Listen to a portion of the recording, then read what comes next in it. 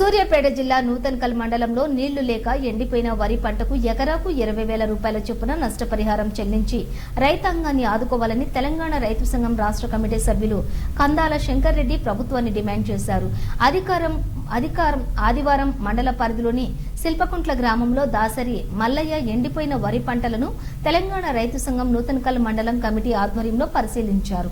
ఈ సందర్భంగా ఆయన మాట్లాడుతూ 6 కాలం పాటు శ్రమించి ఎన్నో కష్ట నష్టాలకు ఓర్చి సాగు చేసిన పంట పొలాలు తమ కళ్ల ముందే చేతికొచ్చే సమయంలో ఎండిపోయిన పొలాలను చూసి రైతులు అనేక రకాలుగా ఆందోళనకు గురవుతున్నారని పేర్కొన్నారు. ఈ కార్యక్రమంలో రైతు సంఘం మండల కార్యదర్శి కూసు సైదులు, తోట్ల లింగయ్య, ఆలిపురపు శ్రీనివాసరెడ్డి, ఒప్పల వెంకన్న, తోట్ల అన్వేష్, బద్దం నరేష్, దాసరి రవి తదితరులు పాల్గొన్నారు. జాప్యంగా ఉండడం వలన రైతాంగం తీవ్రంగా నష్టపోతున్నారు.